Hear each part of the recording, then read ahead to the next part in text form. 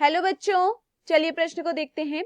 दिए गए चित्र में एक विकासशील यूकैरियोट में होने वाली डीएनए की मात्रा के परिवर्तन को दिखाया गया है।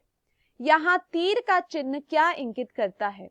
देखिए, प्रश्न में दिखाया गया है डीएनए की मात्रा को यहाँ पर दिखाया गया है। प्रश्न में पूछा गया है यहाँ पर जो तीर का चिन्ह है वह क्या इंगित करता है। हमारे पास दिए हुए विकल्प है। विकल्प ए प्रथम अर्धसूत्री एनाफेज, विकल्प बी समसूत्री एनाफेज, विकल्प सी द्वितीय अर्धसूत्री एनाफेज, विकल्प डी समसूत्री टीलोफेज। प्रश्न की मुख्य अवधारणा है, मुख्य अवधारणा, इस प्रश्न की मुख्य अवधारणा है, अवधारणा, इस प्रश्न की मुख्य अवधारणा है डीएनए की मात्रा में, डीएनए की मात्रा में परिवर्तन। इस प्रश्न की मुख्य अवधारणा है डीएनए की मात्रा में परिवर्तन। देखिए, डीएनए की जो मात्रा में परिवर्तन है यह किसमें देखा जाता है? यह देखा जाता है यूकैरियोट में। इसे किसमें दिखा देता है? यह किसमें दिखाई देता है? यह दिखाई देता है यूकैरियोट में, यह दिखाई देता है। देखिए, जो अगुणित गुणसूत्र होते हैं, अगुणित जो गुणसूत्र होते हैं वह क्या होते हैं? वह होते हैं एन। अगुणित गुणसूत्र जिन्हें हम क्या लिखते हैं? एन लिखते हैं। इसमें डीएनए की जो मात्रा होती है, डीएनए की मात्रा जो होती है वह क्या होती है? वह होती है 1C। वह क्या होती है? 1C होती है। अगुणित गुणसूत्र जिसे हम एन भी लिखते हैं उसमें डीएनए की मात्रा होती है 1C। जब दो अगुणित गुणसूत्र के बीच में क्या होता है? निषेचन होता है। जब दो अगुणित गुणसूत्र के बीच में क्या होता है? इनके बीच में होता है निषेचन। इनके बीच में निषेचन से हमें क्या प्राप्त होता है? हमें प्राप्त होता है द्विगुणित गुणसूत्र। जब अगुणित गुणसूत्र के बीच में क्या होता है? निषेचन होता है, तो हमें प्राप्त होता है द्विगुणित गुणसूत्र। हमें प्राप्त होता है द्विगुणित गुणसूत्र जिसे हम क्या लिखते हैं? 2n लिखते हैं। तो यह हमें कैसे प्राप्त होता है? जब दो अगुणित गुणसूत्र के बीच में निषेचन होता है तो हमें द्विगुणित गुणसूत्र प्राप्त होता है।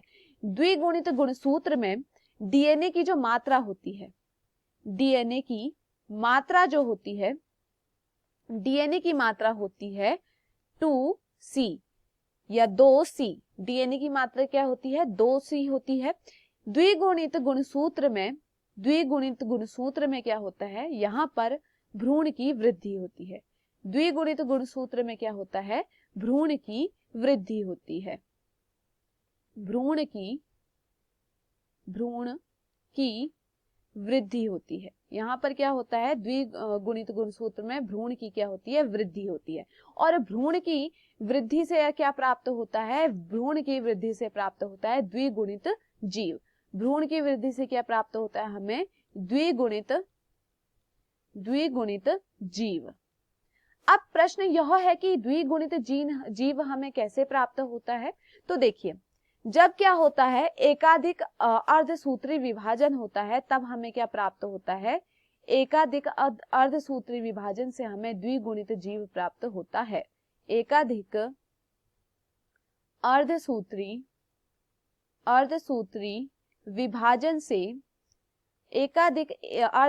विभाजन से हमें क्या प्राप्त होता है? द्विगुणित जीव प्राप्त होता है। देखिए, अब देखते हैं कि कैसे हमें यह तीर का जो निशान है क्या बता रहा है। तो देखिए, जो डीएनए की मात्रा होती है एस प्रावस्था में, आप सभी को पता है डीएनए की जो मात्रा होती है एस प्रावस्था में वह क्या हो जाती है? बढ़ जाती है। डीएनए की मात्रा क्या जाती है? बढ़ जाती है। एस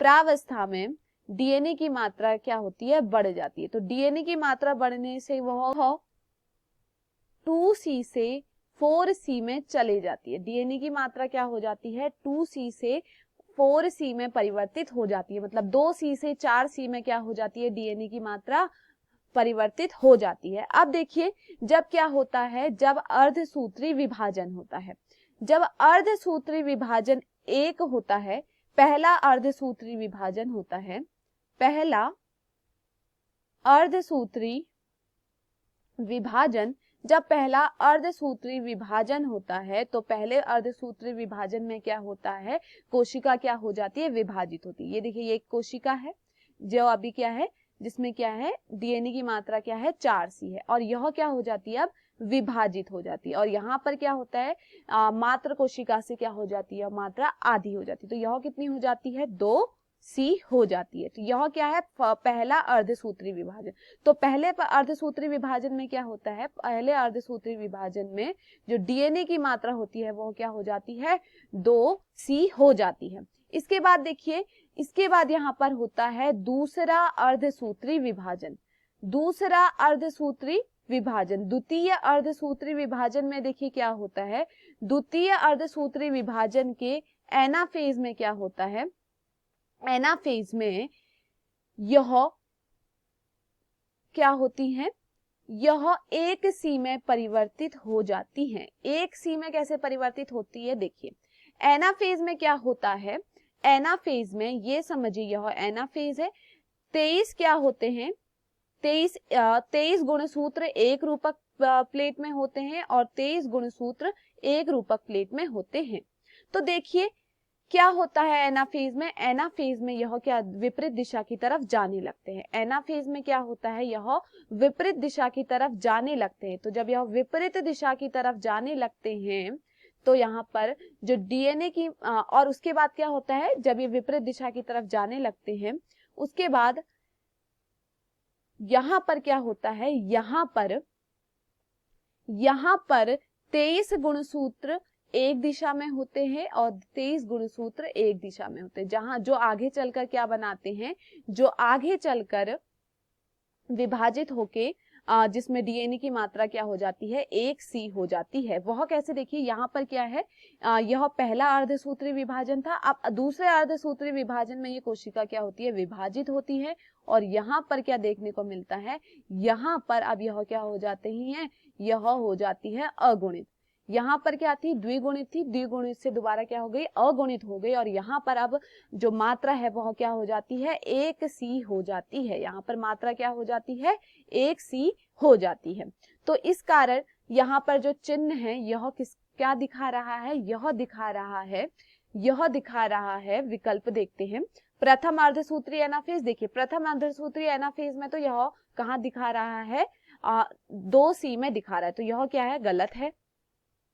समसूत्री एनाफेज, देखिए समसूत्री एनाफेज में ऐसा नहीं होता है, तो यह भी गलत है। द्वितीय अर्धसूत्री एनाफेज, देखिए द्वितीय अर्धसूत्री एनाफेज में ही तो क्या हो रहा था, 23 ऊपर की तरफ दूसरी दिशा की तरफ जा रही थी और 23 दूसरी दिशा की तरफ। तो वहां पर क्या था, जो डीएनए की मात्रा थी वह क्या हो गई थी, 1C हो गई थी। देखिए यहाँ पर डीएनए की मात्रा कितनी हो गई है, यहाँ पर डीएनए की मात्रा क्या हो गई है, 1C हो गई है। तो यह क्या दिखा रहा है, द्वितीय अर्धसूत्री एनाफेज। विकल्प डी समसूत्री टेलोफेज, तो यह भी यहाँ पर क्या है, गलत है। तो दिए हुए विकल्पों में जो हमारा सही विकल्प है वह है विकल्प C। मैं आशा करती हूँ आपको यह समझ में आया होगा। धन्यवाद।